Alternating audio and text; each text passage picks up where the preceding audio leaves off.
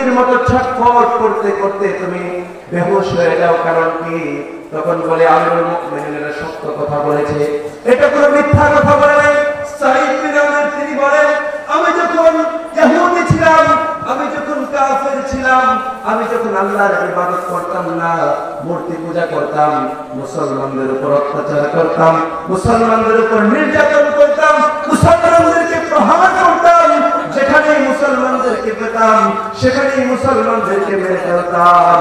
ওই সময়, ওই একটা সময় আমার স্মরণ হয়ে যায়। কোন সময়? আমিরুল মুমিনিন বললেন কোন সময়? বলে যে একবার আমরা হযরতে খুবাইব রাদিয়াল্লাহু তাআলা আনহু তিনি মক্কা থেকে মদিনায় হিজরত করতে চলে গিয়েছে, কিন্তু মদিনার উপকণ্ঠ থেকে তারে আমরা ধরে নিয়ে আসলাম। ধরে নিয়ে আসার পর জেলখানায় বন্দী করে রাখি।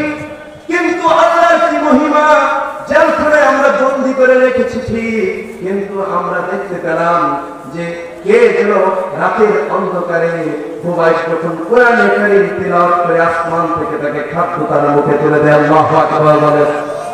তিনি বলতেছেন আমরা তাকে খাদ্য দেই না, আমরা তাকে কোনো কিছুই দেই না, কিন্তু দিন দিন তার কামরায় গিয়ে দেখি, জেলখানায় গিয়ে দেখি যে না, তার তো কিছুই হয় না, তার শক্তি আরো বেড়ে যায়। সুবহানাল্লাহ বলেন। তার শক্তি বেড়ে যায়, কারণ কি? একদিন সাঈদ বিন আমর বলে, আমি একদিন তার কামরার সামনে দাঁড়িয়ে